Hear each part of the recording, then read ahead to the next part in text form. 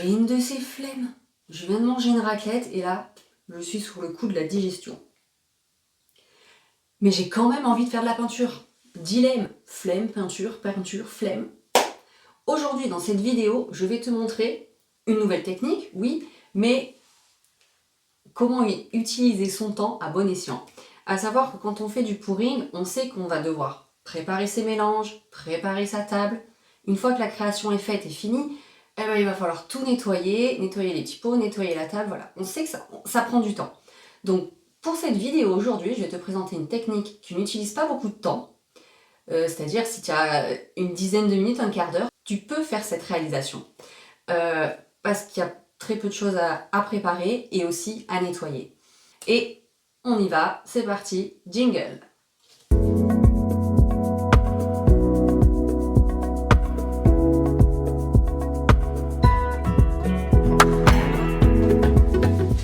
Moi, pour préparer ma table, je prends un sac poubelle. Je coupe le fond. Poubelle. J'ouvre mon sac poubelle. Et je viens découper suivant la ligne, suivant la pliure du sac poubelle. Hop! Et pareil de l'autre côté. Comme ça, je m'emploie les deux bouts. Un que je vais soigneusement plier, ce sera pour la prochaine fois. Et l'autre, eh ben, c'est ma nappe. Ça va surtout me servir à la fin. Une fois qu'il va y avoir les différentes coulures, je replie tout ça. Et ça directement à la poubelle. Et ma table en elle-même reste propre. Lorsqu'on fait du pouring, on a besoin de faire une préparation de médium, une préparation de mélange. Une fois que les créations et les réalisations sont finies, bien souvent, il me reste moi de la peinture du médium. Donc au lieu de la jeter, je les conserve tous dans des petits pots. L'avantage de ces petits pots, bon, j'en ai déjà parlé, comme ils sont gradués, ça me permet de prendre les proportions nécessaires. Mais comme ils ont un couvercle, ça me permet de les conserver. J'en ai plusieurs. Avant de penser à faire la vidéo, j'ai regardé les couleurs qui me restaient. Donc aujourd'hui, je vais faire une création avec du noir, couleur dorée, du gris et du blanc. Donc tout ça, c'est ce qui me restait d'avant. Et pour une deuxième création, j'ai vu qu'il me restait du violet, du turquoise. Je vais prendre du jaune. Et comme pour celle-ci, j'avais envie de mettre une autre couleur, donc j'ai préparé un espèce de fuchsia marron et du bleu canard. Donc ça, c'est uniquement ce que je viens de faire. Et les bases, on en a toujours besoin. Donc j'ai préparé une base blanche qui va aller pour celui-ci et une base noire pour ma deuxième réalisation. Donc déjà un gain de temps phénoménal lorsque tu fais du pouring, lorsque tu prépares tes médiums et qu'il t'en reste à la fin, conserve-les dans des petits pots hermétiques, tu pourras toujours t'en servir. Parce que la technique aujourd'hui du sopalin que je vais te montrer nécessite pas beaucoup de médium, pas beaucoup de préparation. Donc une préparation comme ça, c'est parfait. Ensuite, pour la technique du sopalin, nous allons avoir besoin de feuilles de sopalin. Et surtout, si on n'utilise pas le nom de la marque. Je vais préparer avec toi les petites feuilles de sopalin dont on va avoir besoin. Bon, celle-ci est déchirée, je m'en servirai pour me nettoyer les doigts. Donc, j'en prends 3 ou 4. Parce qu'il faut les découper.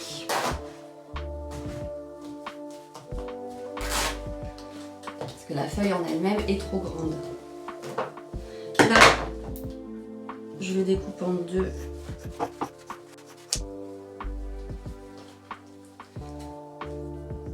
Et encore en deux. Et là, cette fois-ci, en 3. Grosso modo, hein. Trace pas des lignes, fais ça à l'œil. Et voilà, donc je pense avoir besoin, pas autant, hein, il va me rester pour la prochaine fois. Donc, mon outil est préparé, le sopalin est prêt à être utilisé. Magie du montage! Je vide ma table, je la protège, je la prépare, on se retrouve de suite. Donc, cette couleur-là, je viens de la préparer, je la vérifie parce que je l'ai préparée il y a 2-3 heures. Ça permet que les petites bulles qui se sont formées lorsqu'on a mélangé de disparaître. Quand on réutilise de la peinture, donc le médium qu'on a fabriqué il y a quelques temps, il faut toujours redonner un petit coup de touillette. Pourquoi? Parce que dans ce pot, il y a la préparation du médium pour faire le pouring, à savoir eau, colle et peinture, mais j'ai rajouté de l'huile de silicone. Et comme l'huile de silicone c'est de l'huile, quand on le laisse décanter un moment, l'huile se retrouve toujours en haut. Donc il faut légèrement le remélanger pour que l'huile se retrouve de partout dans la préparation et surtout vérifier la consistance. Un petit peu d'eau s'évapore, c'est normal, donc faire attention qu'elle ne soit pas devenue trop épaisse. Donc celle-ci, on est bon.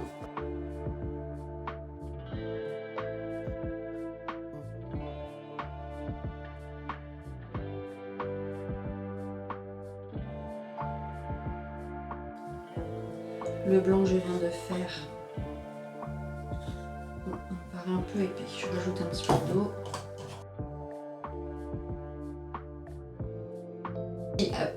C'est parti pour la première création, pour la technique du sopalin. C'est parti. Je mets d'abord ma base.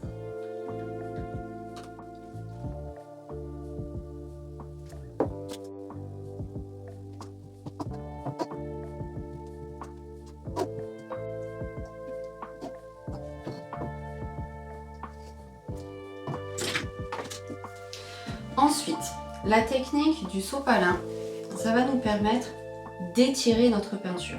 Donc c'est pour ça qu'on n'a pas besoin d'en mettre autant. Elle ne va pas être pulsée, elle ne va pas être expulsée, on ne va pas la souffler, on va juste l'étirer au sopalin. Donc une ligne de préparation va suffire.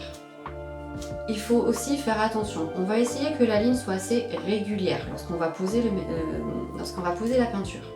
Donc moi ce que je fais à chaque fois, le premier coup, je le fais hors de la toile. Parce que le premier coup est toujours... Il y en a toujours plus qui tombent, donc ça va faire souvent une boule, un agglomérat de peinture. Donc je commence toujours à l'extérieur de ma toile pour faire un trait régulier. J'essaye aussi d'avoir un geste fluide pour que ce soit régulier, pour pas qu'il y en ait trop à un endroit.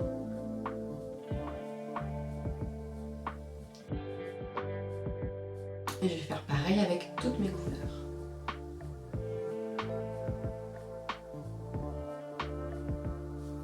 Je te conseille aussi à chaque fois de faire des traits droits. Ça m'est arrivé de vouloir m'amuser en faisant un zigouigoui avec la peinture et le résultat, je ne l'ai pas du tout trouvé joli, donc vraiment je préfère quand c'est bien une ligne droite.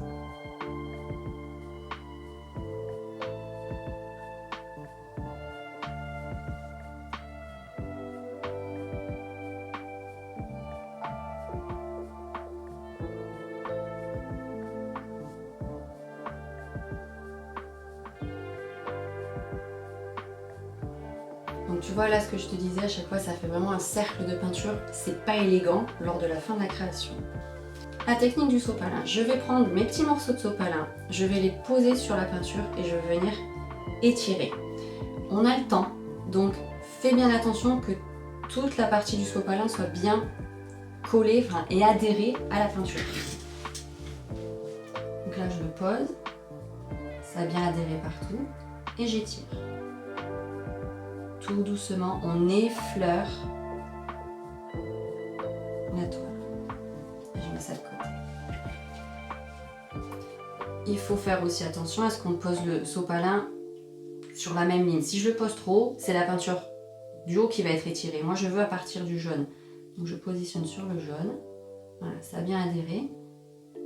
Et je descends. Oh, je tremble.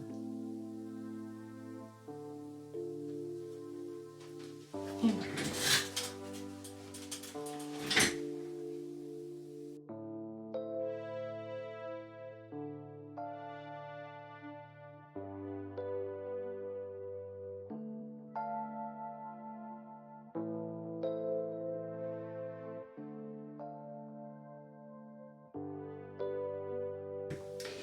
Et je fais pareil en haut en ayant un mouvement vers le haut.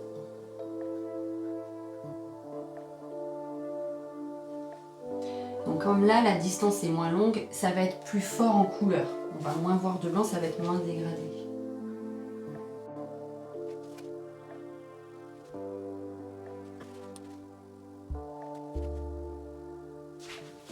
Ensuite je peux le chauffer pour faire apparaître plus de cellules.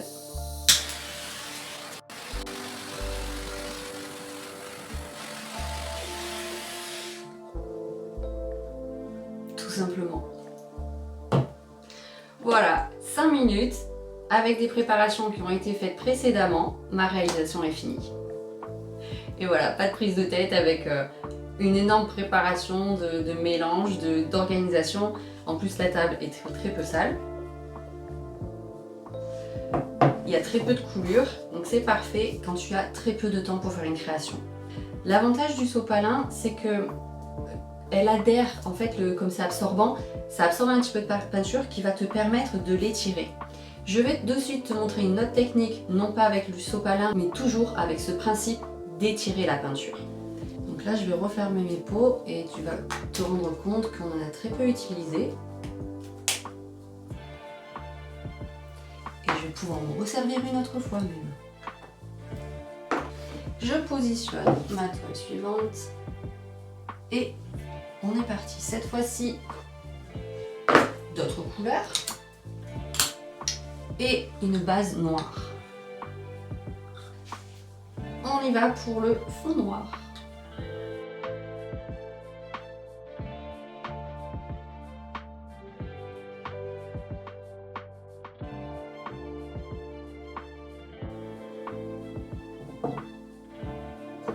Je n'en ai pas ici parce que ça fait partie de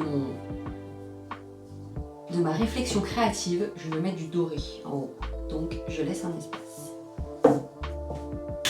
Là, je vais mettre ma partie dorée.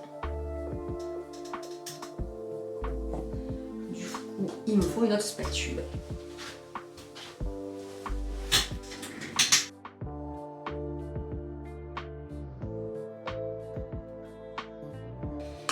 Le principe va être le même que juste avant. Je vais déposer ma peinture sous forme de ligne. Donc, il me restait de l'argenté.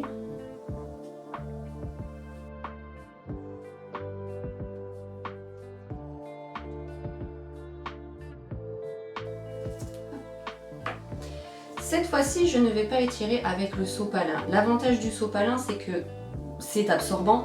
Donc ça absorbe un petit peu la peinture pour mieux l'étirer. Là, je vais faire ma création avec un plastique.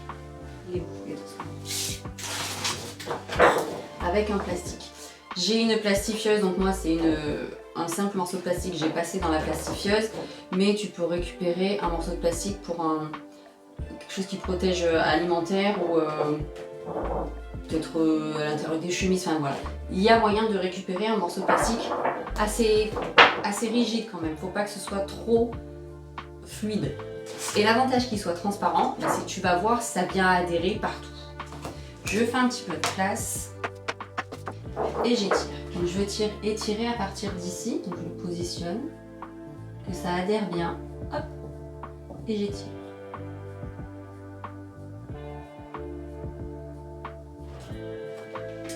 Pourquoi ça l'a pas fait là?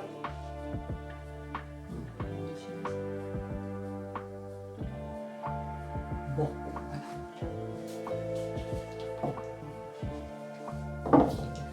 Et je vais l'étirer aussi de l'autre côté.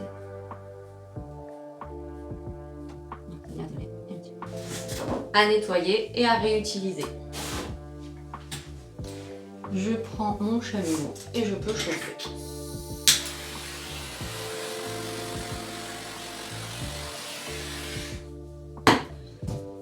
Ça m'embête là, pourquoi ça n'a pas bien atterri?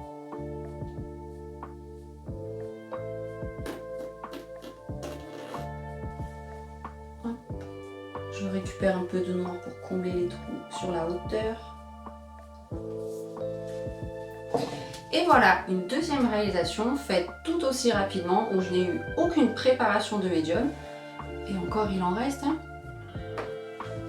pour une nouvelle création. Voici le résultat des tableaux une fois secs. Et je te laisse à présent découvrir certains détails de mes créations.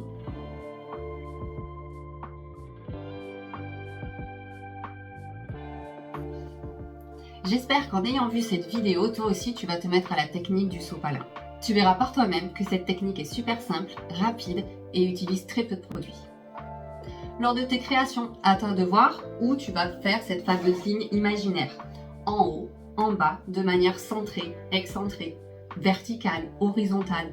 laisse libre cours à ta création. Moi je te dis à bientôt pour une prochaine vidéo et surtout, bonne peinture à toi!